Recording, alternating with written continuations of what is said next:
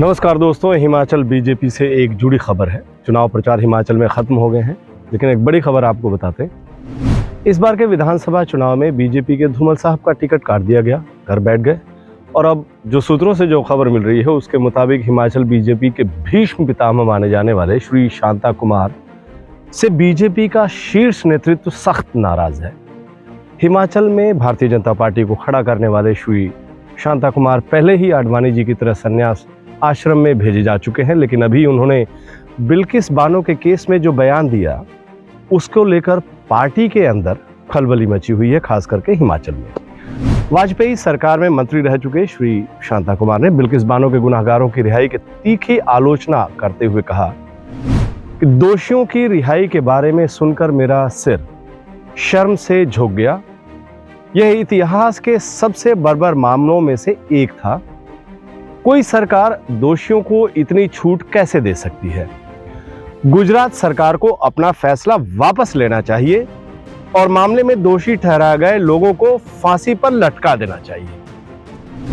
Shanta Kumar ji gangrape के जिन दोषियों को फांसी पर लटकाए जाने की मांग कर रहे हैं उनको संस्कारी बलात्कारी बताते हुए गुजरात भारतीय जनता पार्टी ने उनका सार्वजनिक अभिनंदन किया।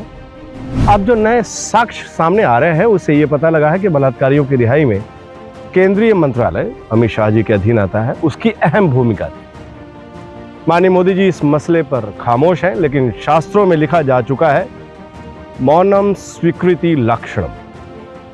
शांता कुमार जी मोदी जी के मौन व्रत को तोड़ने के लिए उनसे इस मसले पर बात करने का भी ऐलान कर चुके हैं और उन्होंने कहा, मैं प्रधानमंत्री श्री नरेंद्र मोदी से इस छूट को वापस लेने के लिए अपने प्रभाव का इस्तेमाल करने का अनुरोध करूंगा, क्योंकि यह न सिर्फ न्याय की आत्मा के खिलाफ है बल्कि यह महिलाओं की रक्षा के लिए हमारी असफल प्रतिबद्धता को भी दिखाता है। मुझे आश्चर्य है कि इतने जघन्य अपराधों के बावजूद उन्हें फांसी नहीं दी गई। अब मुझे यह जानकर और आश्चर्य हुआ कि गुजरात सरकार ने एक विशेष प्रावधान का इस्तेमाल करके उन्हें रिहा कर दिया है। गुजरात सरकार को अपनी गलती को सुधारना चाहिए।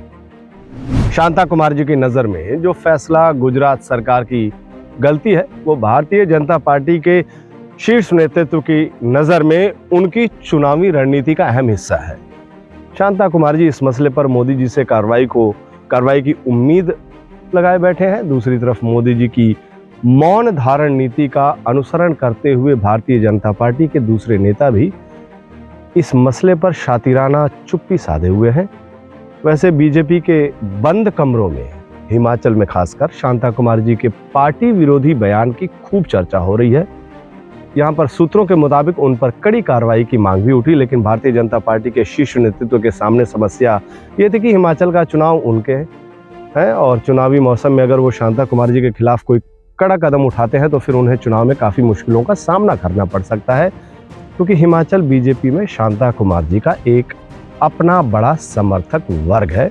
लेकिन अब चुनाव खत्म हो गए, प्रचार बंद हो गए, वोटिंग होने वाली है और कड़ी कार्रवाई की तो जो सूत्र है वो बता रहे हैं। अब देखना है कि हिमाचल बीजेपी की ये बगावत किस मुकाम तक पहुंचती है। वैसे शांता कुमार जी की इस बात के लिए प्रशंसा की जानी चाहिए कि उन्होंने अपनी अंतरात्मा की आवाज पर पार्टी लाइन के खिलाफ जाकर बिल्किस बानो के लिए आवाज बुलंद की है।